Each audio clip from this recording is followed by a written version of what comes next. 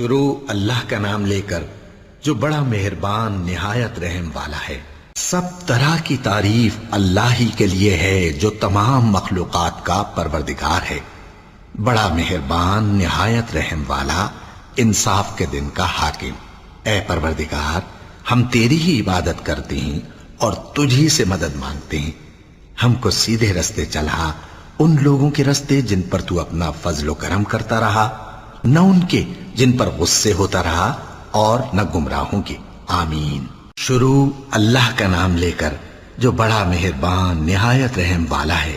الف لام میم۔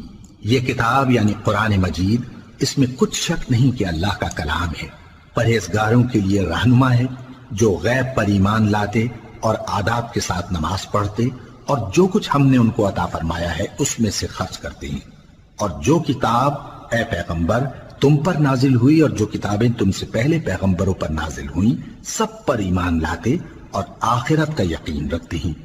یہی لوگ اپنے پروردگار کی طرف سے آئی ہوئی ہدایت پر ہیں اور یہی لوگ کامیاب ہیں۔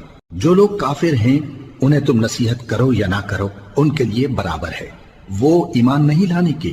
اللہ نے ان کے دلوں اور کانوں پر مہر لگا رکھی ہے اور ان کی آنکھوں پر پردہ پڑا ہوا ہے اور ان کے لیے بڑا عذاب تیار ہے۔ اور بعض لوگ ایسے ہیں جو کہتے ہیں کہ ہم اللہ پر اور روز آخر پر ایمان رکھتے ہیں، حالانکہ وہ ایمان نہیں رکھتے۔ یہ اپنے خیال میں اللہ کو اور مومنوں کو دھوکہ دیتے ہیں، مگر حقیقت میں اپنے سوا کسی کو دھوکہ نہیں دیتے اور اس سے بے خبر ہیں۔ ان کے دلوں میں کفر کا مرض تھا، اللہ نے ان کا مرض اور زیادہ کر دیا اور ان کے جھوٹ بولنے کے سبب ان کو دکھ دینے والا عذاب ہوگا۔ اور جب ان سے کہا جاتا ہے کہ زمین میں فساد نہ ڈالو تو کہتے ہیں کہ ہم تو اصلاح کرنے والے ہیں۔ دیکھو یہ بلا شبہ مفسد ہیں لیکن خبر نہیں رکھتے۔ اور جب ان سے کہا جاتا ہے کہ جس طرح اور لوگ ایمان لے آئے تم بھی ایمان لے آؤ تو کہتے ہیں بھلا جس طرح بے وقوف ایمان لے آئے ہیں اسی طرح ہم بھی ایمان لے آئیں۔ سن لو کہ یہی بے وقوف ہیں لیکن نہیں جانتے۔ اور یہ لوگ جب مومنوں سے ملتے ہیں تو کہتے ہیں کہ ہم ایمان لے آئے ہیں، اور جب اپنے شیطانوں میں جاتے ہیں تو ان سے کہتے ہیں کہ ہم تمہارے ساتھ ہیں، اور مسلمانوں سے تو ہم ہنسی کیا کرتے ہیں۔ ان منافقوں سے اللہ ہنسی کرتا ہے اور انہیں مہلت دیا جاتا ہے کہ شرارت و سرکشی میں پڑے بہک رہے ہیں۔ یہ وہ لوگ ہیں جنہوں نے ہدایت چھوڑ کر گمراہی خریدی تو نہ تو ان کی تجارت ہی نے کچھ نفع دیا اور نہ یہ ہدایت یاب ہی ہوئے۔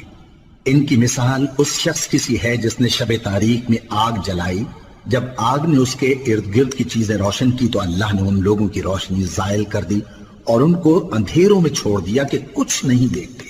یہ بہرے ہیں، گونگے ہیں، اندھے ہیں کہ کسی طرح سیدھے رستے کی طرف لوٹ ہی نہیں سکتے۔ یا ان کی مثال میں کسی ہے کہ آسمان سے برس رہا ہو اور اس میں اندھیرے پر اندھیرا چھا رہا ہو اور بادل گرج رہا ہو اور بجلی کوند رہی ہو تو یہ کڑک سے ڈر کر موت کے خوف سے کانوں میں انگلیاں دے لے۔